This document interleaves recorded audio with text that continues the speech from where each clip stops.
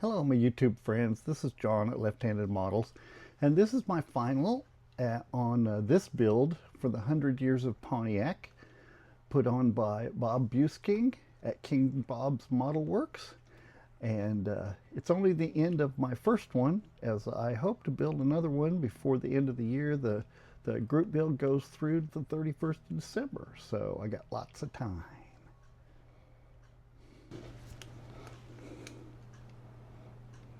So this is my Pontiac. It's blue, as you can tell. And even though T-tops get horribly hot if they're left open, I wanted to be able to see the interior, so I just left them clear. That way the interior shows up better. It's tan. The front seats and the dash are done with a it's one of those hammered paints and a spray can, of course. That's what I use. And I'm real happy with the kit. The instructions didn't show what to do with the second spoiler, but I decided I liked it on top of the first spoiler, so there it is. Somehow he already got in a parking lot accident. And the instructions showed this as optional, and so I decided to go ahead and use it because I like it. It's different. It's not like I'm going to have to drive it around and worry about hitting curbs. The front wheels on this kit are steerable, so that was interesting to me.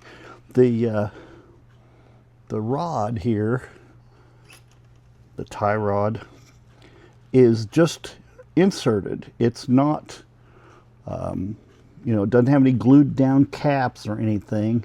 It's held in by the sway bar or anti-sway bar. This engine is not the kit engine. The kit engine, if you'll remember, if you've watched my videos, was the V6, because this is the pace car edition from 1989. And so the engine was the V6 turbo. So I had this all chrome engine, and so I decided to use it. This is some of those new rubber hose that I just bought. Works great. And it definitely looks like more like the right size of hose. It really is rubber, so it looks correct and everything. I love it. The chrome engine had the option of the two carburetors on a short manifold or a blower with injectors. I didn't like those options, so I made a little carburetor plate to put the carburetors on, and I loved the way it turned out. The distributor is in the back of the engine back there, and it's wired, and you can't hardly tell unless you're here. Let's see if I can get that in the picture. Let me move that hood out of the way. They're in there. They're blue wires. There's dual coils. There's a coil here and a coil over here somewhere. Yes, right there. And it's a flamethrower ignition, but it's the coil ignition, so I went ahead and used that. The chrome engine, even though most of it looks like a Pontiac, it's not really a 421, because a 421 has a little bit of the block that sits behind before you get to the transmission, because that's where the oil filter mounts. Well, this kit, the engine did not come with the oil filter, so I made the mount and used one of my resin oil filters from VCG Resins, and it's right there. There it is. It's hard to see. It's right next to the header pipe where it'll get really, really hot. Same with the starter. There was no starter in the chrome engine, and so I added one of my starters from VCG Resins. The headers that were on the engine were Zoomies, and they just didn't. They weren't going to work at all, so I didn't like that. So I found these headers. They must be Pontiac headers because they were perfect. I did have to modify it because they stuck down too far. So I modified the headers so that they were up closer to the car, so that the tires didn't get held off the ground by the headers. The mufflers were from a kit piece.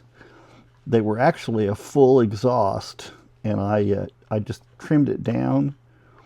And I don't remember where I got those from, because they have holes in the end. I think I made them from a piece of tubing. Yeah, that's right, it is. It's a piece of tubing, just cut at an angle, so it looks better. And this is, I don't do weathering or anything on the bottom.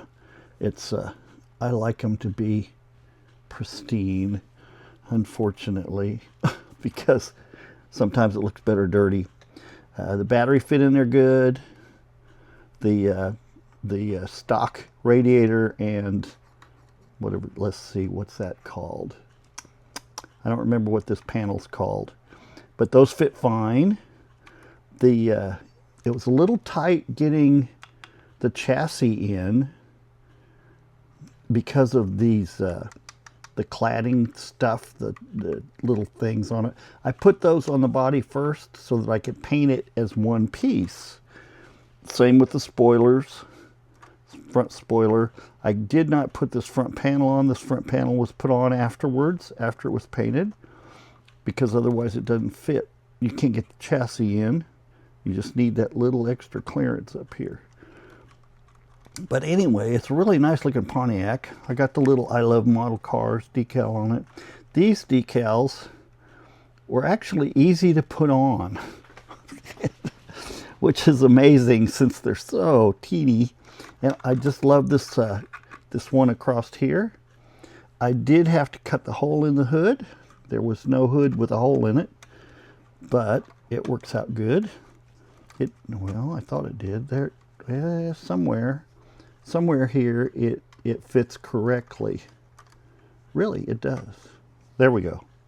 This is the other stock hood, which is for the turbo, and so I guess I'll keep this for something else. I got lots of parts. There's another one. So thanks for watching, and please give me a like and a subscribe if you would, and keep watching.